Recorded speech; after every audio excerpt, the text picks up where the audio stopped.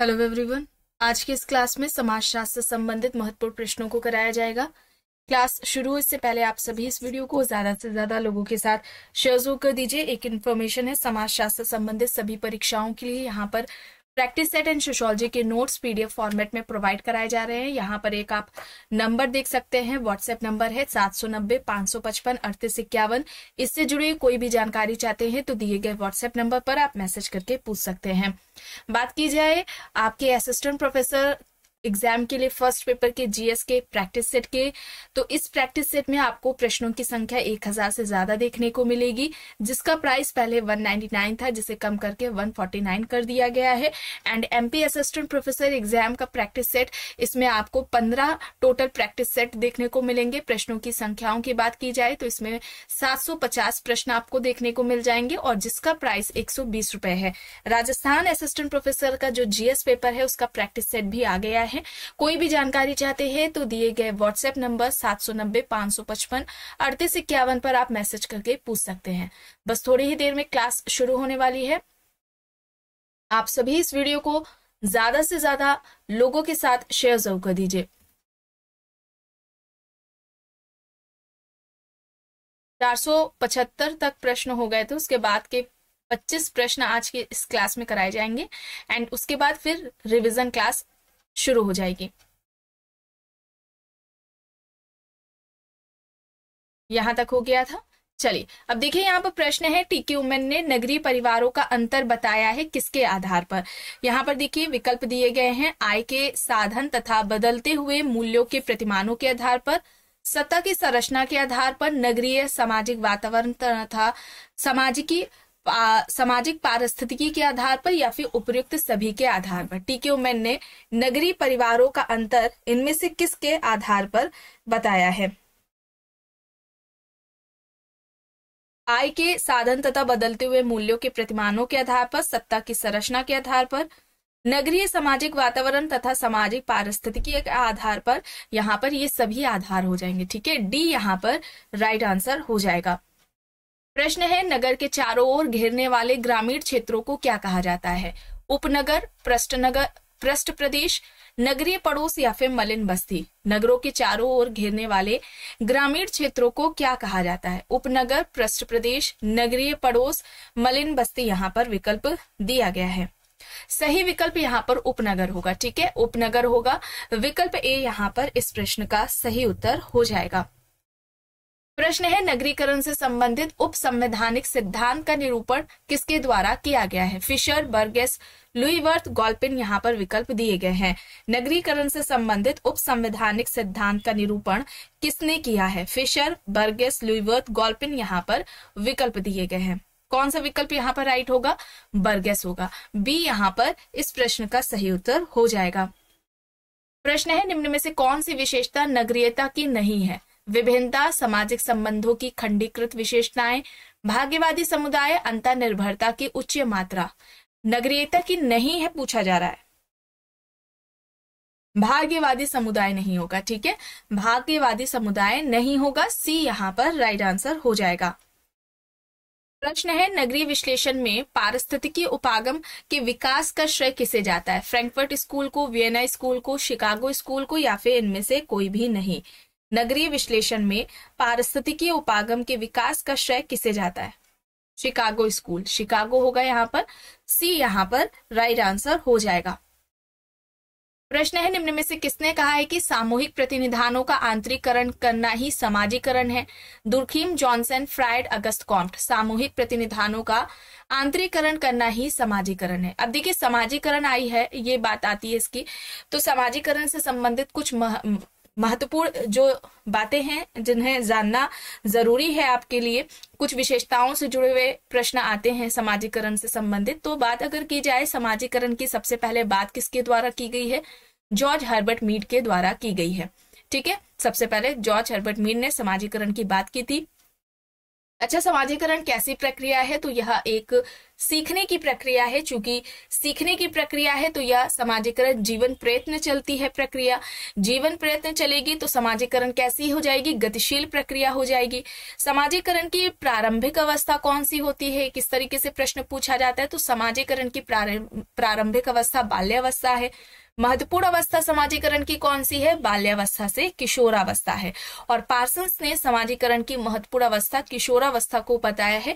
तो इतनी जो बातें आपको बताई गई हैं समाजीकरण से संबंधित, इन्हें आप ध्यान में रखेंगे। ये परीक्षाओं में इस तरीके से प्रश्न पूछा जाता है। सामूहिक प्रतिनिधानों का आंतरिकरण करना ही समाजीकरण है, ये कहना किसका था? दुर्खीम का कहना था। यहाँ पर विकल्प ए हो जाएगा सही आंसर।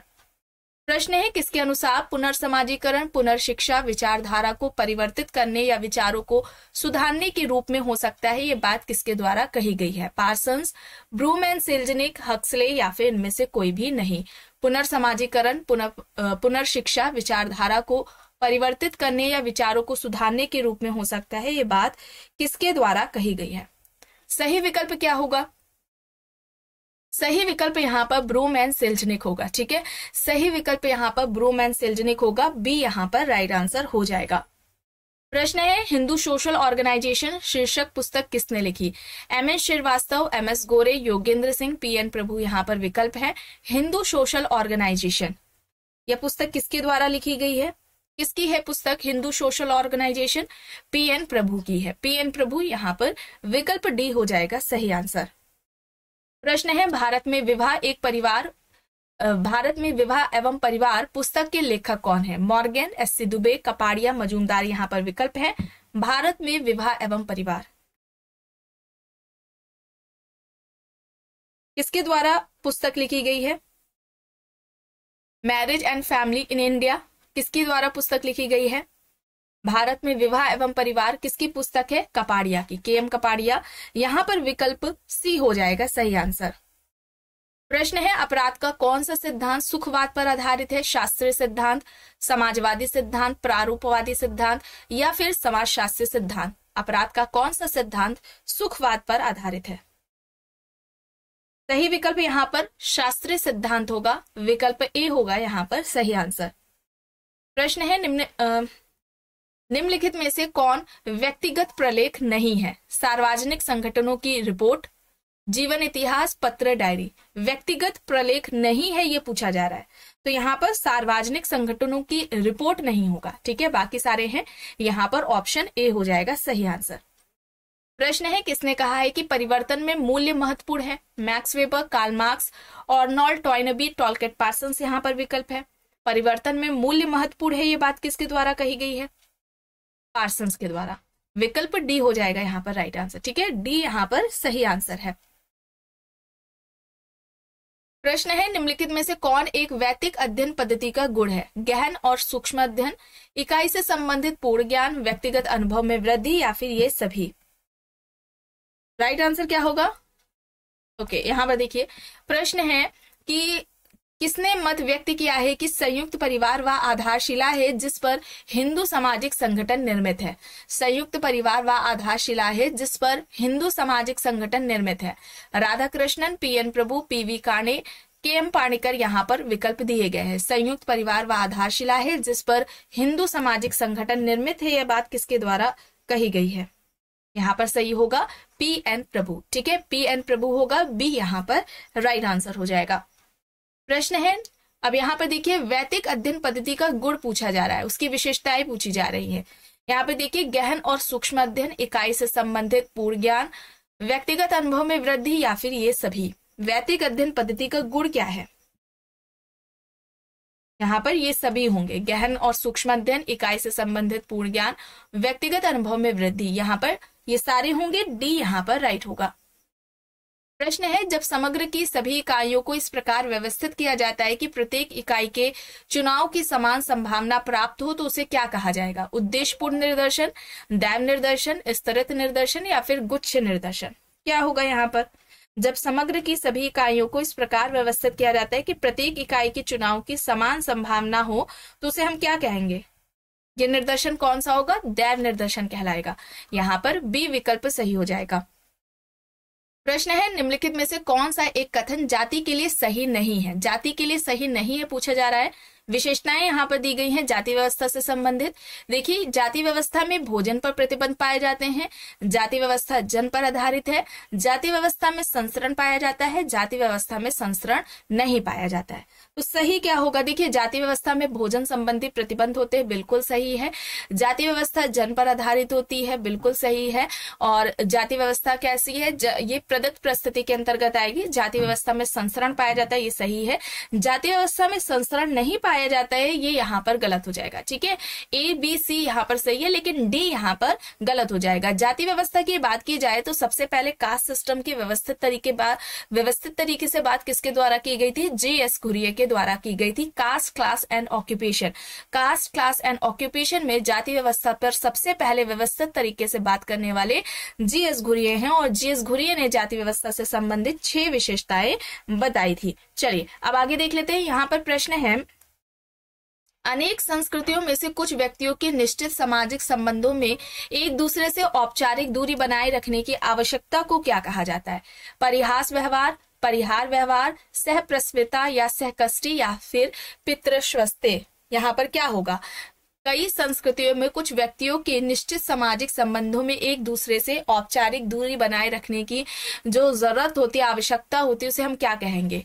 यहाँ पर परिहार जो संबंध होते हैं, यहाँ पर ये राइट आंसर होगा, बी यहाँ पर सही हो जाएगा। ठीक है, यहाँ पर बी होगा। जोकिंग रिलेशन, परिहास संबंध की बात की जाए तो ये जीजा साली देवर भाभी में जिस तरीके से हंसी मजाक होता है, तो वो जोकिंग रिलेशंस में आ जाएगा। यहाँ पर बी होगा सही। अब देखिए प्रश्न है, महात्मा गांधी राष्ट्रीय ग्रामीण रोजगार गारंटी अधिनियम 2005 जिसे मनरेगा कहते हैं, उसका मुख्य उद्देश्य पूछा जा रहा है। यहाँ पर विकल्प में है, एक वित्तीय वर्ष में प्रत्येक ग्रामीण परिवार को 100 दिन तक का अकुशल हाथों से किया जाने वाला कार्य उपलब्ध कराना, लैंगिक समानता सुनिश्चित करना, सामाजिक समावेशन सुनिश्चित करना, या फिर ये सभी। मुख्य उद्देश्य पूछा जा रहा है मनरेगा का, क्या था?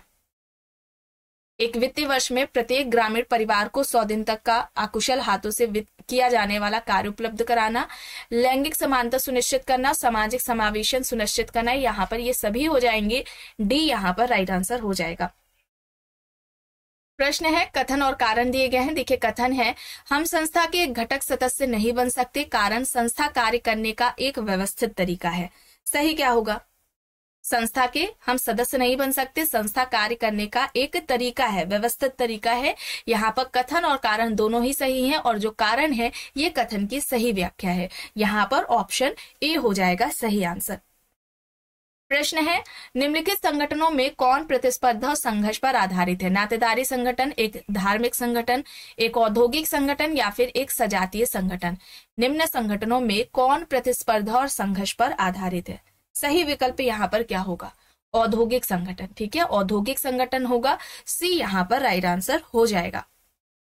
प्रश्न है, भारत में सामाजिक परिवर्तन को विश्लेषित करने के लिए वैविध्य परंपरा की अवधारणा का प्रतिपादन किसने किया? SP Nagendra, SC Dube, SN Srinivas, Louis Dumont. यहाँ पर विकल्प दिए गए हैं, MN श्रीनिवास होगा। ठीक है, भारत में सामाजिक परिवर्तन को विश्लेषित करने के लिए वैविध्य परंपरा की अवधारणा किसके द्वारा दी गई थी? वैविध्य परंपरा या बहुल परंपरा की बात किसके द्वारा की गई थी? श्यामाचरण दुबे के द्वारा। 6 तरह की परंपराओं की बात की थी दुबे ने। यहाँ पर बी होगा सही आंसर।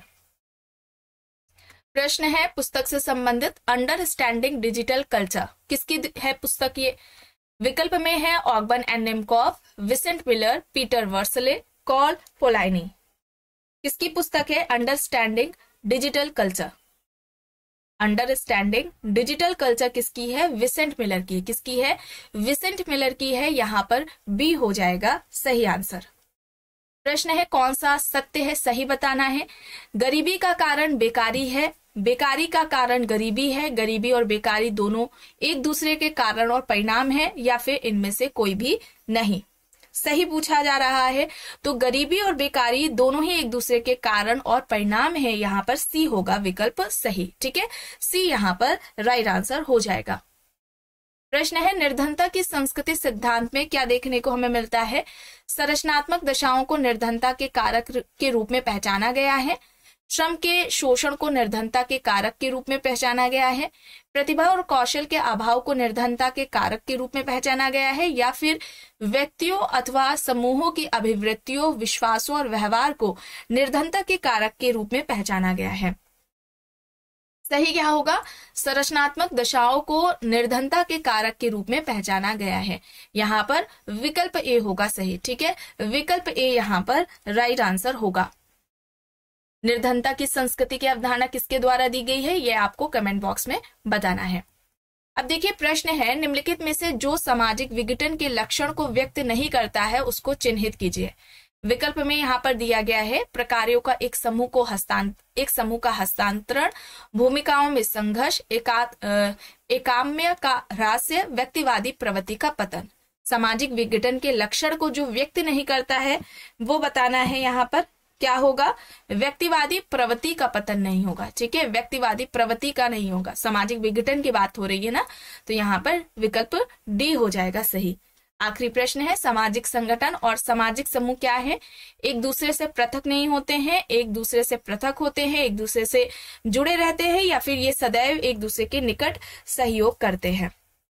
सामाजिक संगठन और सामाजिक समूह सदैव एक दूसरे से निकट सहयोग करते हैं। विकल्प डी होगा यहाँ पर सही। ठीक है, विकल्प डी होगा यहाँ पर सही। आज की इस क्लास में बस इतना ही। आई होप ये आपको पसंद आई होगी। अगर पसंद आई है तो प्लीज लाइक करिएगा, कमेंट करके जरूर बताइएगा। चैनल पर अगर आप नए हैं तो चैनल को भी जरूर सब्सक्राइब कर लीजिएगा, एंड इस वीडियो को जितना हो सके ज्यादा से ज्यादा लोगों के साथ शेयर भी जरूर करिएगा।